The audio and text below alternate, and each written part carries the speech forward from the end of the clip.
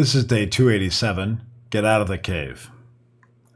I can picture the scene because I have lived some version of it myself. You are sitting in an office or some other indoor place, staring at the same problem and trying to force an answer out of your own head. At a certain point, the room stops being where you work and starts becoming the cave that keeps you stuck.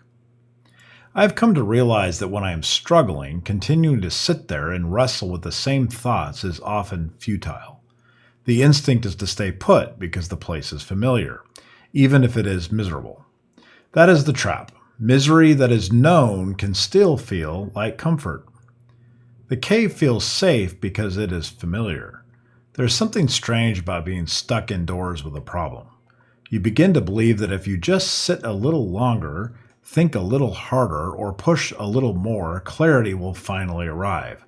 Sometimes it does not. Sometimes the space itself has become the problem. That is the part worth noticing. The cave is not comforting because it is good. It is comforting because it is known. You know the chair, the desk, the walls, the stale rhythm of the room, and even the frustration begins to feel predictable. When you are in that state, stepping outside can feel harder than staying in place, even when staying in place is clearly not helping. I think that is why the first step matters so much, not because it solves everything at once, but because it breaks the hold of that familiar setting. It interrupts the loop. So take the first step and just get out. A change of location can do more than help your thinking. I do not mean this in some grand or dramatic way. I mean it very simply. If you are stuck, get out of the office, get out of the room, go outside, see the light. A change of location and being outdoors will do wonders. It may not feel like that at first. In fact, the first few minutes can feel awkward, unproductive, or even wrong. If your mind is wound tight, you may carry that tension out the door with you. You may expect instant relief and feel disappointed when it does not come right away.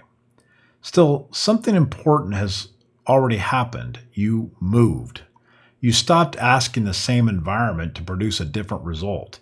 You gave yourself a break from the walls that had become a backdrop in your circular thinking, and in that shift, even if it is small, there is room for something else to enter. A little air, a little distance, perhaps a little perspective. Not every problem is solved by going outdoors, but a surprising number of stuck moments become easier to face once you have stepped away from the place where they were tightening around you. Stop trying to win the battle from the same chair. As I reflect on this, I think the deeper point is not really about offices or buildings. It is about the way we cling to what is familiar, even when it is not serving us. We stay in the cave because we know it.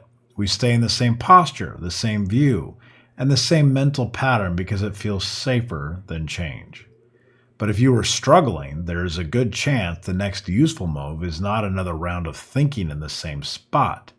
It is motion. It is leaving. It is letting your body go somewhere your mind has not caught up to yet.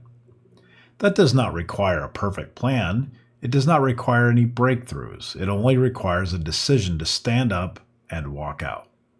So here's my advice. If you are sitting indoors right now, stuck with something and trying to force your way through it, do not stay there just because the misery is familiar. Get out of your cave and see the light. The room will still be there when you come back, but you may not be the same person who left it. Stand up, open that door, and just go outside.